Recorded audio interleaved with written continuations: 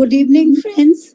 And on behalf of Delhi Gynae Forum, Dr. Meenakshi and I welcome you to this PAN-DGF webinar on preeclampsia, emerging concepts and key management issues. Preeclampsia occurs in about 3 to 10% of all pregnancies and is associated with a substantial maternal, fetal, and neonatal morbidity and mortality. And despite major medical advances, the only known cure for preeclampsia remains delivering the fetus and the placenta. So there's a lot of literature available on the net on the causes and the management of preeclampsia. Today we are going to learn from the experience of our esteemed teachers and listen to what they have to teach us. So introducing our chairpersons, Dr. Sharda Jain ma'am. She is the founder and general secretary of Delhi Gynae Forum. मेरे लिए तो बहुत हो गया doctor साहब बस. Ma'am is a teacher par excellence and she has taught most of my teachers. Ma'am, would you like to say a few words, ma'am? I think, as far as PT is concerned, what we had learned during our post-graduation, what I taught as teacher has become irrelevant. We used to say placenta is the culprit. Now those days are gone that the placenta is the culprit. It is said placenta is the victim now. There is more association with the cardiovascular system of the mother. And that is why you find that even if the pregnancy is over, you said that, that pregnancy brings about, pregnancy termination brings out a reversal of the disease, but not completely.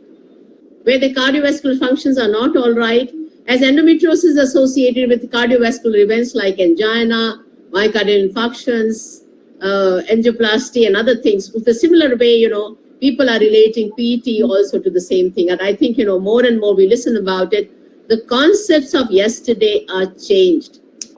And what I find is that Doppler in the end of the first trimester probably is the key.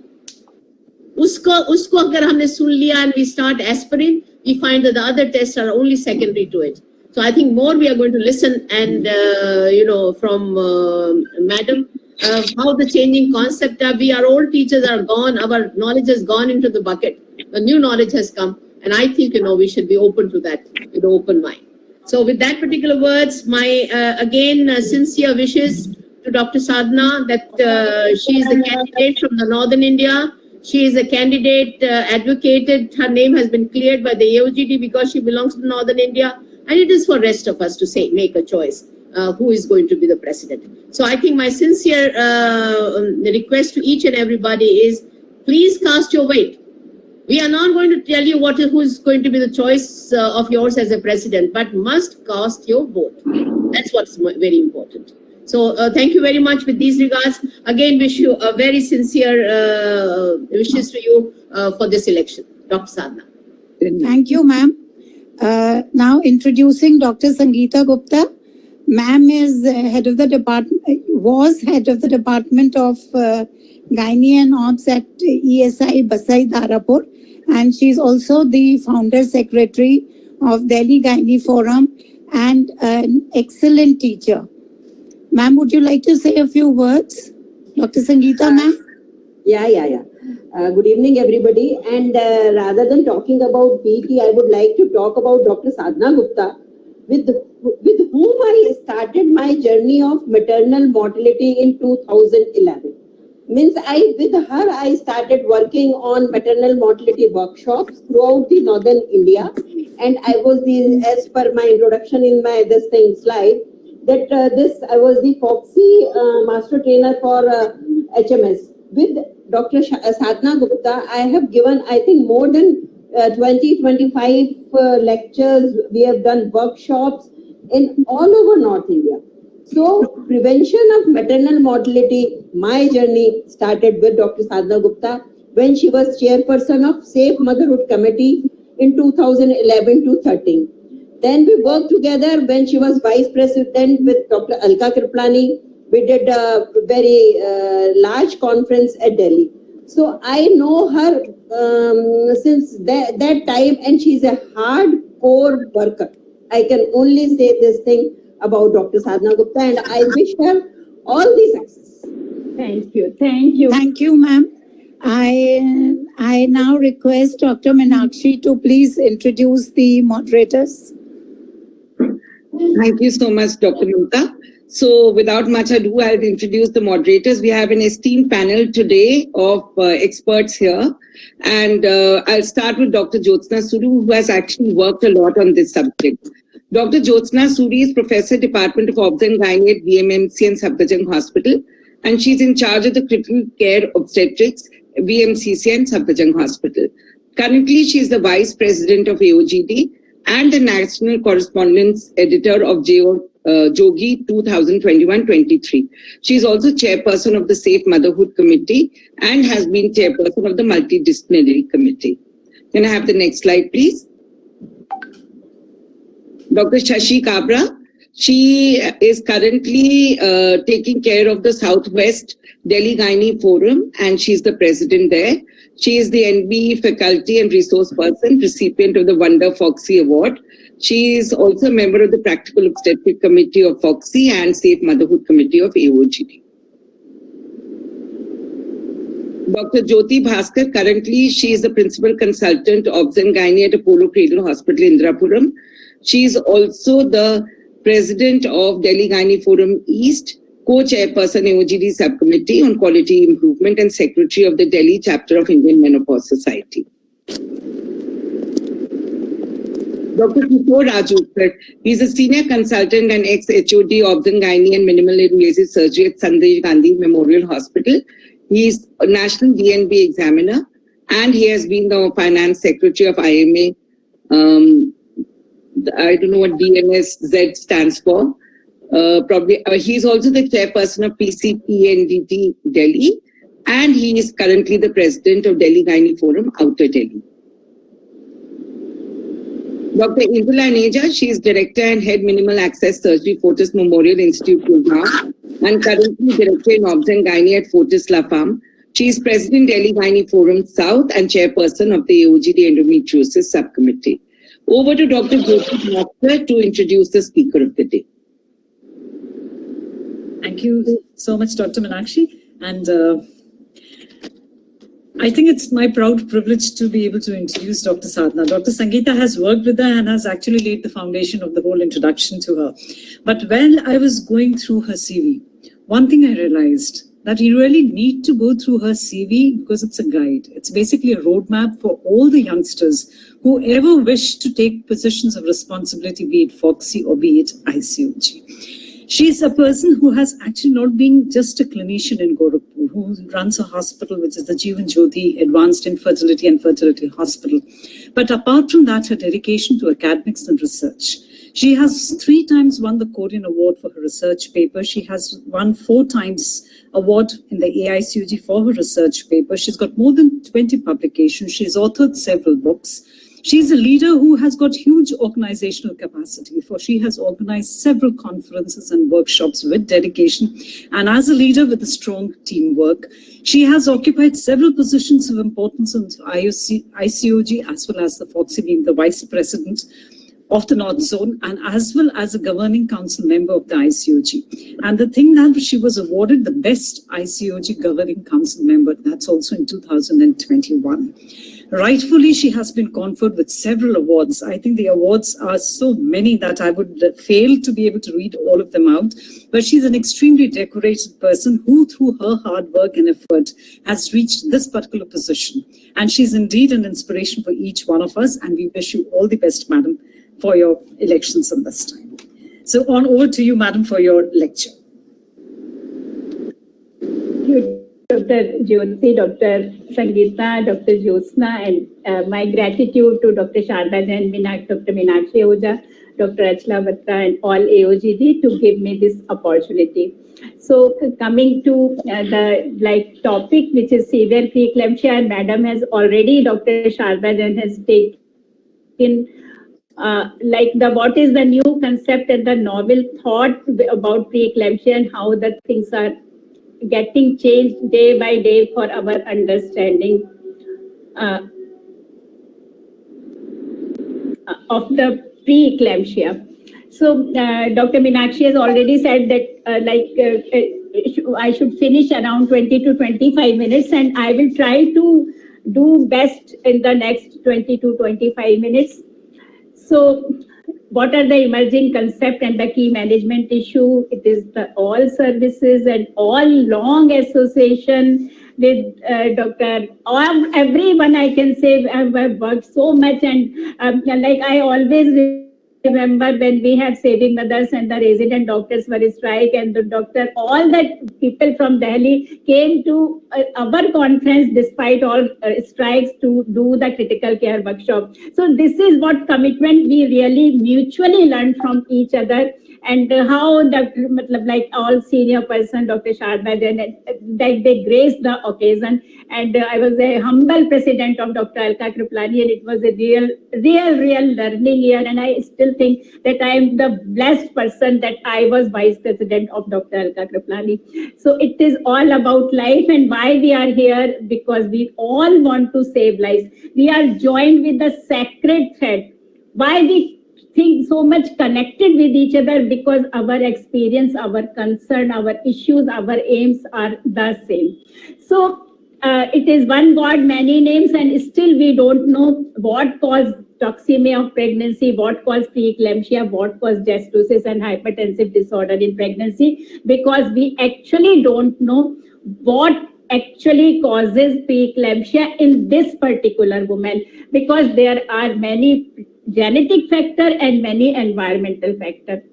But we don't know, and that is the issue of concern, because preeclampsia affects 3 to 5% of pregnancies, and the cause of a lot of maternal as well as neonatal death. So it is a very common obstetrical complication affecting 10 to 15%, and preeclampsia about 3 to 5%. In India, still in 2017, we lost around 35,000 mothers due to hypertensive complication, and it is going to be rise, because our obstetrical patients are more obese. They are entering pregnancy at higher age and with the comorbidities. So as a professional, we have to be ready to deal with the typical as well as the atypical hypertension and the preeclampsia. So it is not only a short term to the mother that it can cause critical illness like cerebrovascular, abruptio placenta, but there is a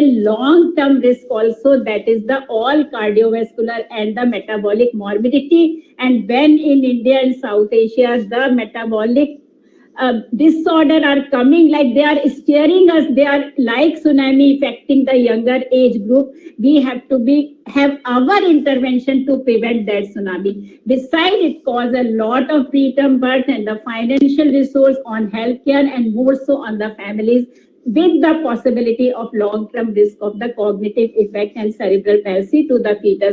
So we have to really have a lot of research, lot of experience accumulated together. Now, defining hypertension, why we are continuously going to miss preeclampsia in our busy OPD, because still the real diagnosis and the point of diagnosis can get lost if we are not careful in OPD. So it is more than 140/90 when we think that it is hypertensive disorder of pregnancy.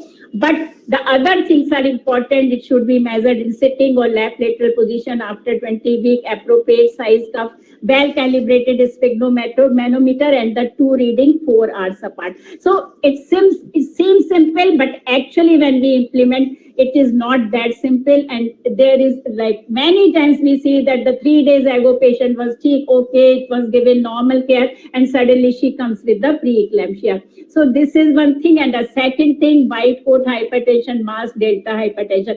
all things, even a single reading of hypertension, we can justify it. Patient also want to justify it, but this is one message I want to give, that even if it is a delta hypertension, like occasional reading or white coat hypertension, these patients are more prone to develop the hypertensive disorder of pregnancy.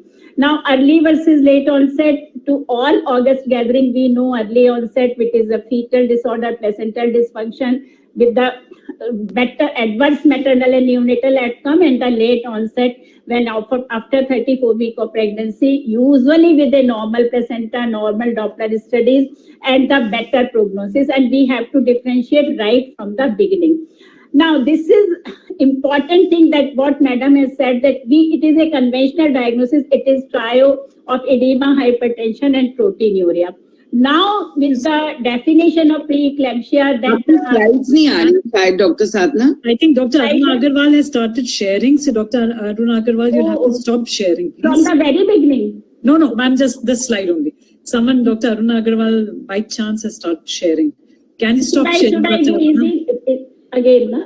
No, ma'am, Dr. Aruna Agarwal has first to stop sharing. Acha, okay. Only this slide, na? हाँ जी. Acha. Dr. Aruna, can you please stop sharing? Hello? Yeah, Malti, just see, Dr. Aruna Agarwal is presenting at present. Yeah, I think, madam, now you can start resharing. Yes. Doctor reshare करेंगे From the From that नहीं doctor slide. Last one से हाँ, ठीक.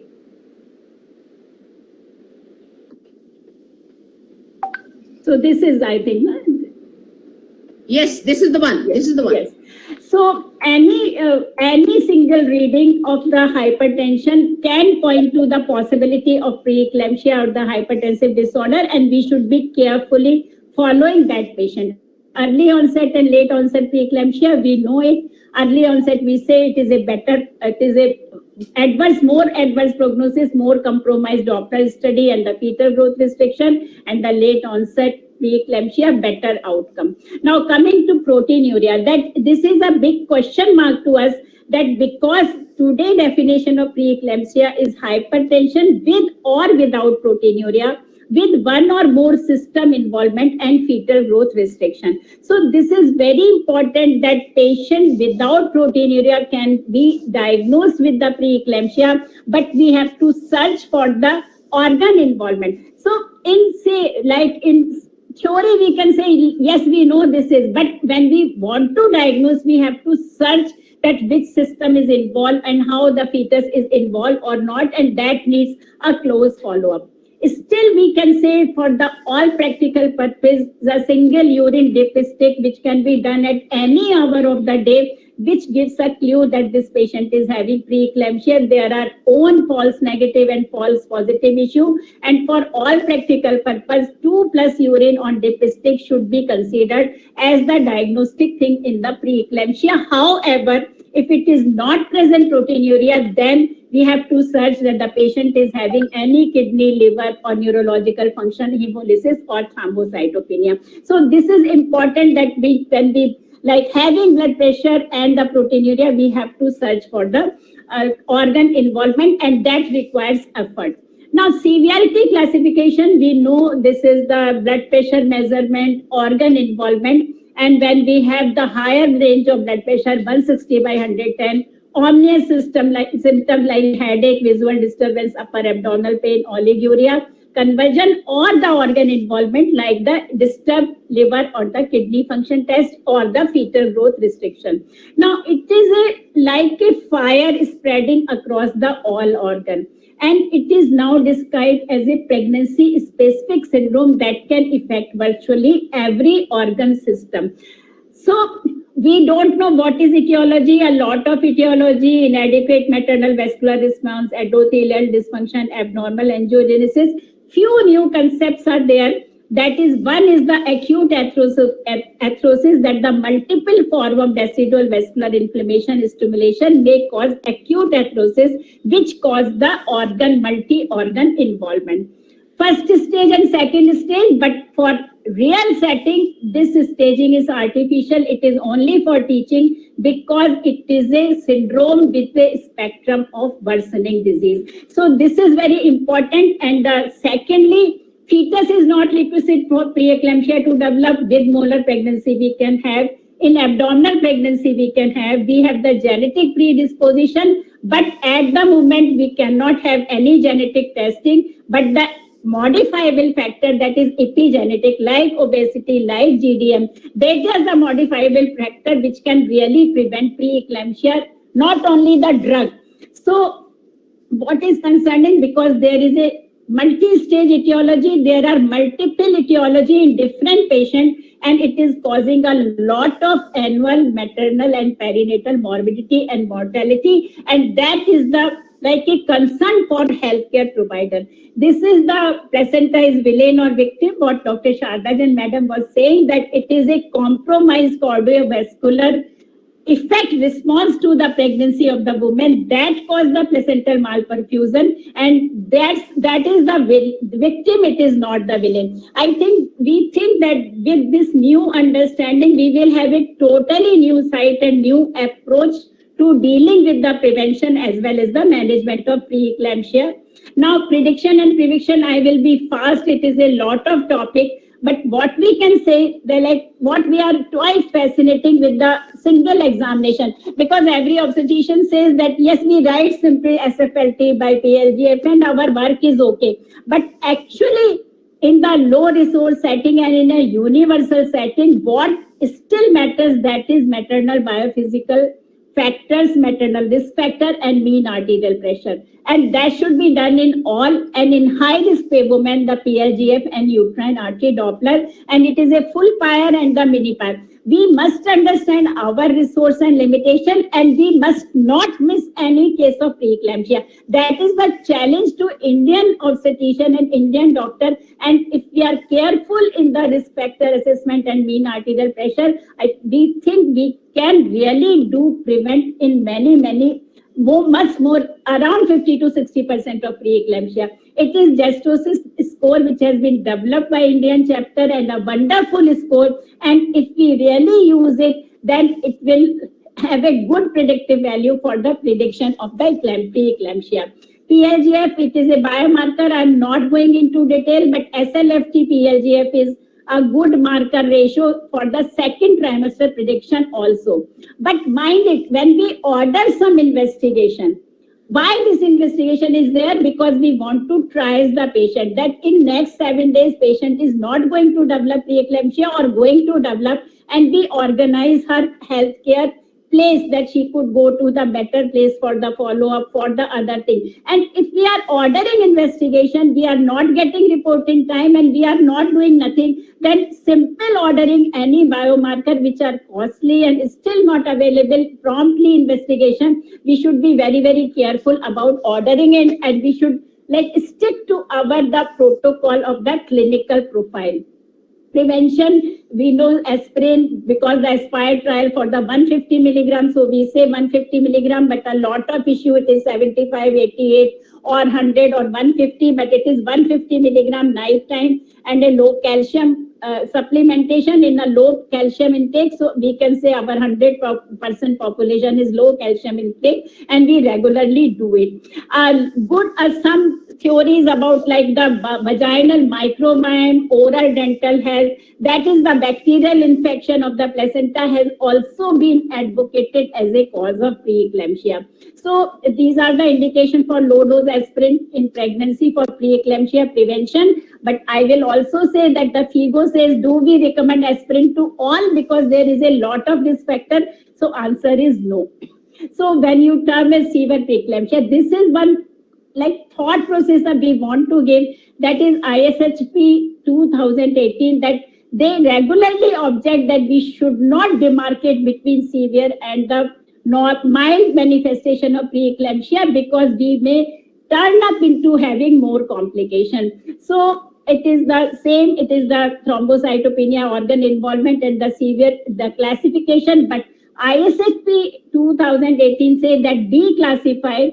And why they are saying? Because many cadres of obstetrician, many cadres of MBBS doctors are even looking for the antenatal patient, and when we have the high blood pressure with proteinuria or disturbed organ function lab result, we should not consider mild, but we should consider preeclampsia as a preeclampsia. Why we want to consider? Because a lot of neurological liver function, liver failure, ARDS, myocardial infarction, many complications, so that there is always an issue that we want to treat, prevent preeclampsia, predict preeclampsia, and treat preeclampsia. So what is, again, I will emphasize that all preeclampsia patient can deteriorate rapidly and without warning. They do not recommend classifying it as mild and severe. And why I think that this is, we all think that it is a thought process for all of us on all August gathering, that if we don't classify as we don't identify. So this is very important because they are considering the average level of the knowledge skill of healthcare professional who are catering to a large number of population. So finally, to management, that how it is managed, it is managed on the basis of severity, gestational age, and we cannot be always diagnosed definitely. So this is very important because we should be kind to our professional colleague and we should be kind to ourselves. So many times we instill so many of guilt in ourselves and professional colleague. Oh, you missed that, because sometimes we can miss it because the symptoms are like a black cat in a black night and we are not able to really assess that this patient is going to have the preeclampsia even with the severe feature. What are our goals of management? That right time termination of pregnancy, good healthy newborn, and the restoration of health of mother. And when we have the suspicion of the preeclampsia, then we should follow this patient, and this is the close follow-up. That is the key issue. We can do OPD versus indoor. It depends upon the patient desire and all the system, but it is always better to admit the patient at least for a day or 4 to 6 hours so that we confirm BP reading, we confirm all lab investigation, and then tailor the accordingly. So it is important that our healthcare system should be flexible but alert and non-compromising in the quality. What we do when we do the baseline evaluation, we search for all organ dysfunction. No, LDH and uric acid is not recommended till now for the all routine evaluation. Only in certain cases, fundoscopy sometime when we want to differentiate between acute and chronic case. Fetal evaluation, because fetal is one of the organ, one of the target organ, and we have to see the growth biometry, color Doppler, especially umbilical artery Doppler, and the placental location also. So it is important to fetus to follow. And what is the fetal IUGR growth retardation, how much growth retardation, and how much is the oligohydramnios, and what is the umbilical artery Doppler studies that set the stage when to terminate the baby in the preeclampsia. This is very important, that one thing that all obstetricians must be able to do a basic to advanced ultrasound. And secondly, the umbilical artery Doppler is not a very difficult thing to actually learn. And we cannot really go send the patient to always twice a week to this ultrasoundologist and that ultrasoundologist. Sometimes it is paid also in the private setting. But every obstetrician can do the umbilical artery Doppler, and this really sets the stage that when to terminate. And this is a skill, really we want to say that it is a simple skill and we should know all. We have to think clear and act clear. If absent and diastolic flow, no later delivery than 34 weeks. If reverse and diastolic flow, no later delivery than the 30 weeks. So how umbilical artery is important, that is important. Always ask for the ominous symptom. If you don't ask, patients sometimes don't tell also because they think so many things are a normal thing in the pregnancy. So ominous symptom, you have to ask yourself. You are having headache, visual disturbance, upper quadrant pain. Then you look for the platelet count, and we have to be very careful. If ominous symptoms are there, we are not going to have more number of days before termination of the delivery. It is our own gestosis score. Again, it says if the SpO2 level is also important, because if I will say that if it SpO2 level is less than 90 to 93%, then we have to think of the other thing also. Additional imaging whenever it is indicated. So again, when we say that the ISFP does not advocate any clinical distinction between mild and severe features, and we have the all full parts and the mini parts. So it is nothing, one thing which is really concerned me, when always we quote the Western world thing, just say like something they are something a utopia or the best thing they are doing. But we should, what is doable, feasible in our setting, and how we can really prevent all complication of the severe preeclampsia, that is organ damage or the neurological or myocardial cardiorespiratory complication. That should be the thing. And what is doable for our like dystosis score, like umbilical artery Doppler, like looking for ominous symptom and following the simple test.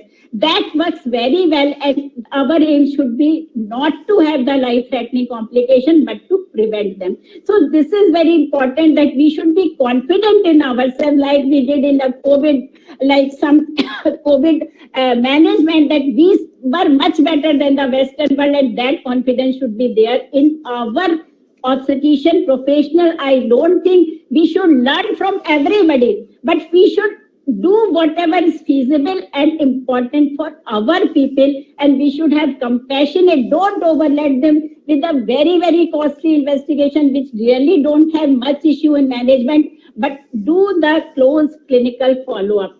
Caesar prophylaxis and magnesium sulfate, we know we are doing it, it is good.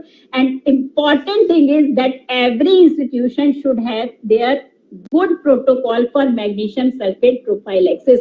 Like if the people are having no, like in PSC, the patient, they are having no backup, even for train, then the intramuscular Maxel is also better. And there are various regimes all over the world, and we can say that every institution should have their own protocol, and that is important. It can be managed clinically, we can monitor. It is not necessary that we do magnesium level and it is a kite respiratory rate, patellar reflex, and we should know that what to do in the overdoses. So what is takeaway, that every institution should have the Maxel protocol, Caesar prophylaxis, and we should consider everybody's concern. Like somebody is afraid of having respiratory depression or something, then we should consider and do the first dose of the 10 gram Maxel intramuscular and refer the patient where the all facilities are available.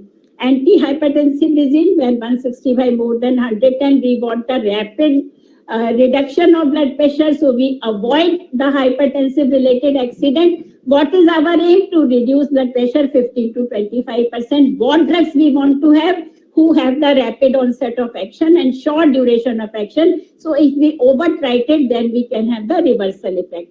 We want to avoid all life-threatening complication of antihypertension. So if there is a severe hypertension, you have confirmed after 15 minutes, then it is time to consider the antihypertensive agent. What is our target? Indian chapter, what we say that it is around 140 by 90. We have hydrogen, lifadipine and lobetalol at our usage, and the nitroprusside, nitroglycerin when the physician or the intensivist facility is there. So we all know about all the dosage regime, but we should be careful. If the patient is having tachycardia, don't give nifadipine. If the patient is having bradycardia, don't give lobetalol. So you have to be clinically sure that what is working best, and if the one drug is not working, then add another drug also, beside having the maximum or overdosage of one drug. So this is the simple clinical science, and we have to be careful that what is the maximum dose of this drug, and the two drug combination is as well. What is not to be given, that is ACE inhibitor, angiotensin receptor blocker, diuretic. Beta blocker except lobetalol, and calcium channel antagonist except nifadipine. This is very important, that what we should not do as a hypertensive crisis management. Eclampsia, so one or two things to all of us gathering, everybody is taking, like the Delhi people are the expert in the critical thing, and they are showing the lead for the FOXY for ICOG critical care course. One thing is that stabilize patient first. that is airway breathing, and if oxygen saturation is less than 92%, then aspiration or pulmonary edema should be suspected and arterial blood gas analysis is required. This is one important thing. Not like go after first seizure, it is self-limiting, but first give supportive care, and then comes the role of magnesium sulfate and the antihypertensive drug. It is important that we have to sometimes like Maxulf is the drug of choice, sometimes diazepam or lytic cocktail only when the patient is not responding to standard Maxulf, and if the fits are resistant, they are recurring, then we have the another drug like the thiopentone, but their drug must be used very, very cautiously and only when extremely necessary and when the intensivist are there. So Maxulf remains our mainstay, and sometimes we have to resort to the other drug, recurrent conversion, we have to give the another 2 grams. Be always aware that in eclampsia will get the fetal uncompromised CTG pattern, deceleration, early deceleration, bradycardia. But when you manage eclampsia, then it comes to normal. So one thing which again concerned me in all webinar and conference, the new generation obstetrician is quick. What we say, eclampsia, she has the fit, we will take the patient for cesarean section. So this is a danger point actually. So first stabilize, give Maxulf, give antihypertensive, give all the things, assess that the patient, what is actually status, and then you think that we have to conduct normal labor, induction of labor, or going the patient for the cesarean section. So never do cesarean section in the unstable patient. HELP I will not take it because the ISHP say again that HELP is a form of severe preeclampsia and the management is the same as severe preeclampsia, and this is again the need to revisit and the rethink.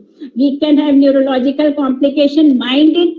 So many patients are being given heparin and aspirin nowadays, and they are prone to have the neurological hemorrhage beside having the hypertensive crisis. So be very, very careful if the patient is not responding to anti-seizure treatment, that patient is having some neurological complication, liver hematoma, something. Important thing is that we must know that this can be the complication and we must know what are the symptoms and the signs. Transfer protocol, very, very important. What I say, intramuscular magnesium sulfate, antihypertensive, supportive care, one person to take care in the ambulance, that if the fit occurs, then they can do all the things. Don't abandon the patient during referral, support it. So when to terminate, so thing is very clear, if it is the all organ function are okay up to 37 week, any organ dysfunction then around 34 week or the 32 week as per the umbilical artery flow. So we have to be very careful, always steroid priming and the Maxulf for additional benefit of neuroprotection, and so that the one goal is to have the healthy baby, and we should be very careful about the timing of it. Labor or cesarean section, because what is it? A quick resort to cesarean section is not actually a desirable approach. We have to leave the obstetrician, what is Bishop score, what is the condition, what is the cephalopelvic ratio, and what is the feasibility of easy delivery. Of course, no place of trial or complicated labor, but we have the low threshold for cesarean when there is a compromised umbilical artery Doppler and induction only in the favorable situation. So cesarean section has got its own role, but it is not the only way or something very safe way to deliver the patient with preeclampsia, and always consider the good fluid management, which is very, very important. That is around 60 to 80 ml per hour, because they are very, very liable to go into pulmonary edema.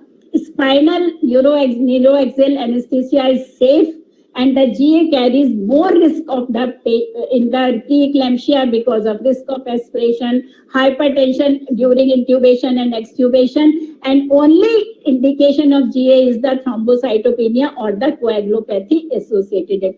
Always active management of third stage of labor. We are advocating what Dr. Sangeeta said, and everybody, Dr. Sharda and Dr. Pratima Mehta, like we are advocating universal practice of AMTSL, because combo of PPH and preeclampsia is monstrous combo. It is nexus because patient is not able to tolerate heavy amount of crystalloid. Patient is not succumb too early in the case of preeclampsia. So we have to be very careful. We can give carbidocin, a wonder drug, a good like all measure to prevent the postpartum hemorrhage, and if PPH happens, God forbid, then we have to be ready with the blood transfusion component.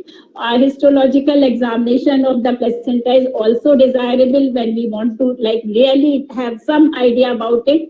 Postpartum period is another very, very risky period, and we can have hypertensive crisis, neurological complication, eclampsia, ARDS, because of the fluid given, because of the sympathomimetic activation due to pain. And the key message is that our all healthcare team, nurses, junior resident, everybody should be very, very alert that this is patient is preeclampsia, she is liable to have complication, and at least 48 to 72 hours she should be in high focus area and very meticulously monitored for the blood pressure and the neurological system as well as the postpartum hemorrhage.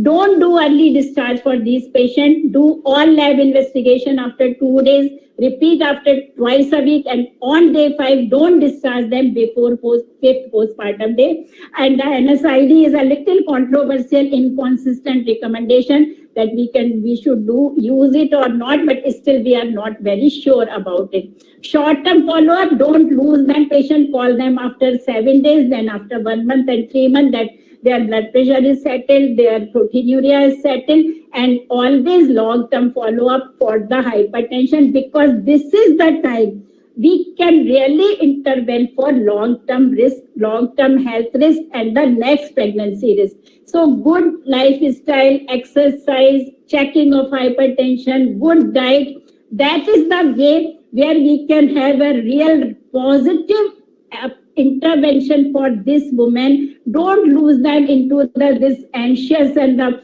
busy world. So finally, life is full cycle. Pregnancy test women health status at many fronts.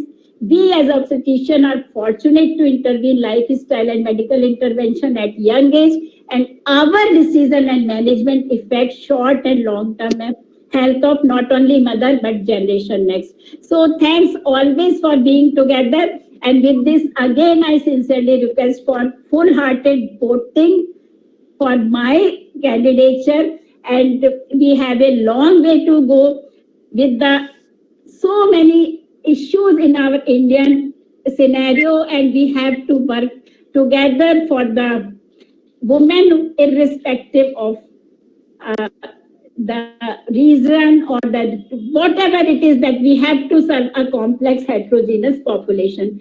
So it is my slide share is gone. Yes.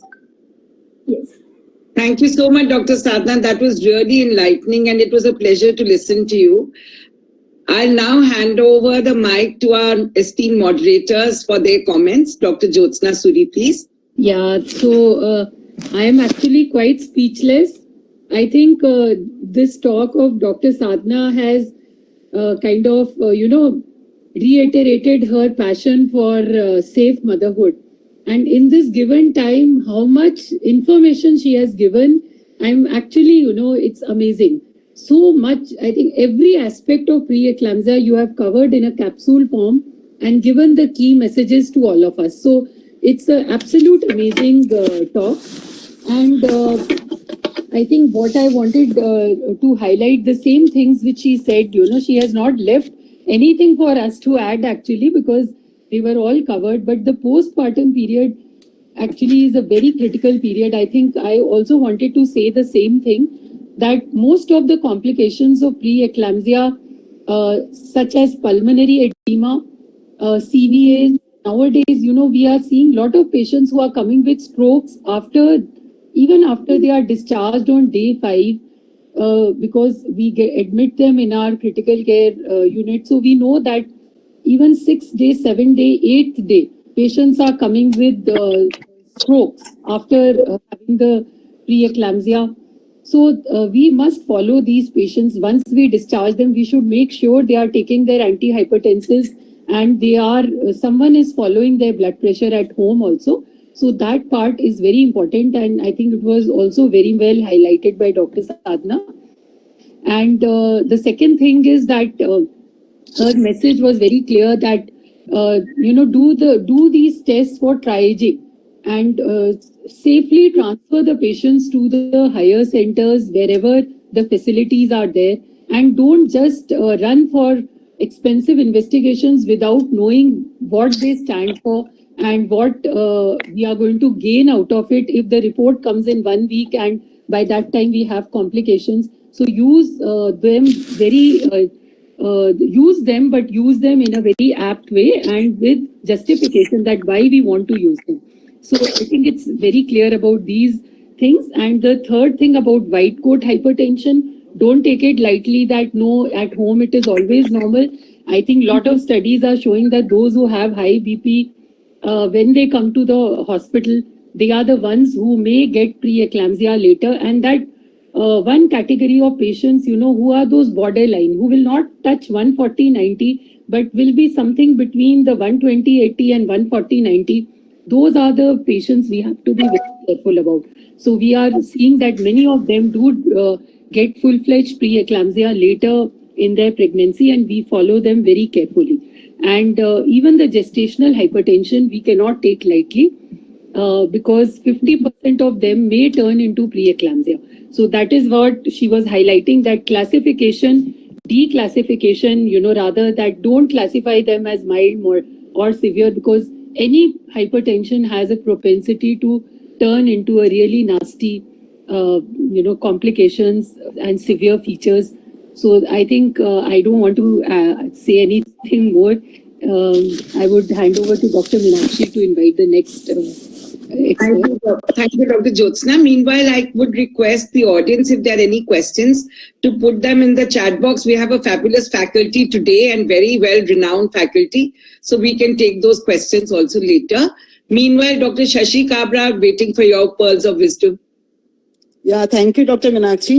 It was a wonderful presentation by Dr. Sadhna ma'am, and it was a mesmerizing talk. Ma'am has covered everything, like early prediction in first trimester, early trimester, then diagnosis of preeclampsia and treatment and screening, and then management in severe preeclampsia and hypertension, and postpartum management also. I just want to reiterate a few things. First thing, in early trimester, as ma'am has said, that we have to focus on measuring mean arterial pressure and those high risk factors. Everybody knows those high risk factors like obesity, previous history of hypertension, preeclampsia, diabetes, in vitro fertilization, all these. So in these cases, only with two factors, like one considering the high risk factor and the mean arterial pressure, we can assess an high risk according to this, and then we can subject those patients to uterine artery pulsatility, and we can start ecosprin 150 milligram at 11 to 13 weeks. Then this is for the prevention. And second thing is that there is a very simple 2 lines written in one of the WHO book, and that is that if a patient develops features of severe preeclampsia, then she must be delivered within 24 hours of the first onset of severe preeclampsia. So we should focus on that, and we should expedite our management. And if a patient develops eclampsia, because even today in our hospitals, lots of patients come with history of eclampsia. So we have to note the onset of first convulsion in that case, and we must expedite the delivery, and we should deliver the patient within 12 hours. Suppose a patient had a convulsion at 3 a.m. and patient has come to us at 10 a.m. after 7 hours and our os is closed, then we should not induce the patient, rather we should stabilize the patient, go for a cesarean section to expedite the delivery in 12 hours. And third thing, sometimes even if the patient has come with pulmonary edema, then if the os is closed, then we should stabilize the patient immediately within 20-30 minutes, and we should go for a section, because delivery is most important.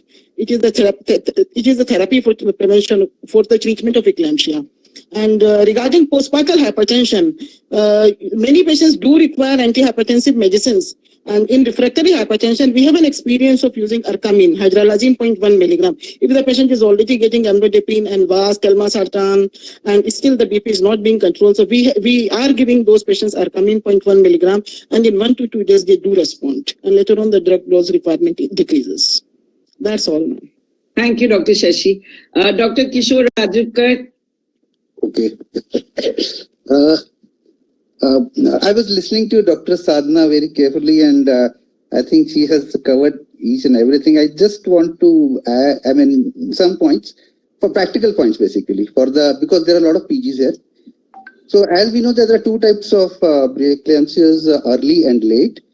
So I just want to say that and late is more common than early, but the prevention aspirin is only effective for early. That point I think the PG should know.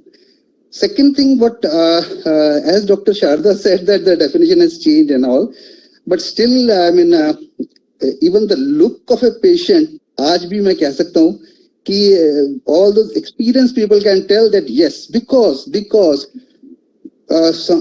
many times nothing is there and still the patient is preeclamptic, and even you will find that if you see the eclampsias or severe preeclampsias, about 20% will not have a higher BP. The BP will be normal in 20% of eclampsias. It means BP will be normal in severe preeclampsia also. So therefore, because हमने क्या करा एक बार BP लिया, हो सकता है कि we do not pick up.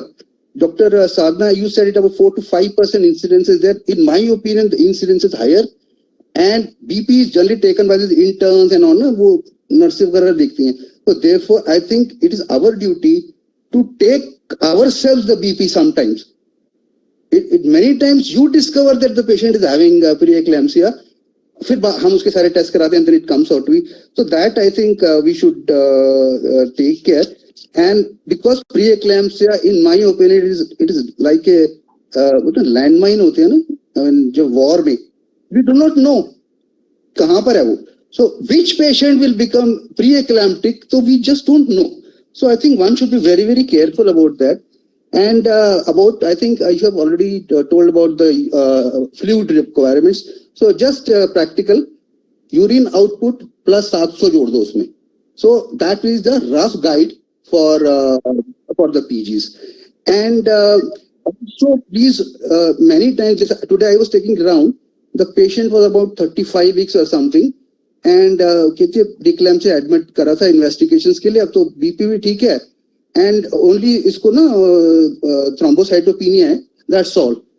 मैंने कहा फिर इसका LFT थोड़ा सा वो थोड़ा सा, मैंने कहा this is very, very important patient. This patient will not go home. इसको induce करो, इसको deliver करो. She और फिर धीरे धीरे और history ली, मेरे को headache भी और everything was there. So आप ना, it is not that कि just BP ठीक है तो सब कुछ ठीक है, ऐसे नहीं है. I think this I think most everything has been covered very well by Dr. Sadhana, and contraception is very, very must. And when you take a history, please, जब history लेते हैं, some also take a history कि उसके पहले वाले pregnancy में बच्चे को क्या हुआ है. Preeclampsia, preterm तो नहीं था, was NICU में admit था. हो सकता है कि पहले भी उसको preeclampsia रहा हो and fetus is affected. That is an indirect evidence that she had a preeclampsia in a previous pregnancy also. So all these things, I think these are some practical points which I remember. So I just... Thank you, Dr. Kishore. That was really nice and very practical points. Dr. Jyoti, would you like to add anything? I think it's been so beautifully covered everywhere, but only one thing I would say that in private practice, seeing full-blown PT is a little rare because our patients are totally booked. They're coming from us from the very first time, and we do get them all the predictors. They already started on 150 milligrams of aspirin. So we do not see that fulfilled, but yes, we have to be vigilant because now the type of patient is changing. We have women who are older age. They are comparatively quite obese. That's more than BMI 30 they're going. ART and IVF pregnancies are very much common. We have much rate of twin pregnancies which are coming up. So all these women are at much higher risk of PT. So definitely we have to be very vigilant to do the prediction in the first trimester. And only one last thing that we were talking about the postnatal, with even Jyotsna raised it up. Despite being in private practice where patients do come to us for a regular follow-up, once it's 6 weeks, we have not seen these patients coming back to us even if they are found to be hypertensive. So in my hospital, what I have done is, because they do come back to the pediatrician with their babies, so I always raise red flags. If this patient comes to you with the baby, it's already 3 months, you please send the patient back to me. so that I'm able to check out her blood pressure and be able to see whether she's been utilizing this or not. So that way it has become a two-way system that together we attend to working it out so as to decrease the NCD rates in the lady. And it was an excellent presentation, Dr. Sadhana. I don't know how you managed in 30 minutes. It was extensive from the start to the end. And the way you spoke with so many things on the slide, but picking up the right points so that as an audience, we don't need to slide, but just to hear you and grasp the right things from you. It was tremendous. Thank you so much. Thank you, Dr. Shashi, for answering all the questions on the chat box also. And thank you, Dr. Jyoti. Before we close, if there are any closing comments by our chairpersons, Dr. The only closing comment is for all Delhi people and Delhi and NCR people, please, your vote is very important. Vote is very important for the people working in the northern India. You must vote. There will be dedicated connection coming to you from the Foxy, and you should see to it that you should go cast your vote in time. Whom you cast, that is not the material. It is your choice, but you must cast your vote. And my sincere wishes to Dr. Sadhana again that you should make it. Dr. Sangeeta Gupta. It was a very good presentation, Dr. Sadhana, as usual. She always gives such nice talks that they are beautiful in itself. And I really wish you all the success. And again, saying that please, all of us should vote. Already done. Dr. Achla, Dr. Pratima expressed that they could not join because of some personal matter, and unfortunately Angela was caught up also, but of course everyone will be voting. And Dr. Mamta, would you like to give any closing comment or a vote of thanks?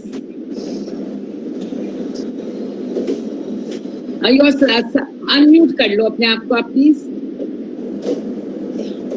Yeah. So everything has been covered. मैं अगर सोचूं भी कि कुछ बोलना है तो भी मैं नहीं बोल पाऊंगी कुछ सोच के. सब कुछ इतना अच्छा presentation था and very well covered, Dr. Sadhana ma'am, and all the best.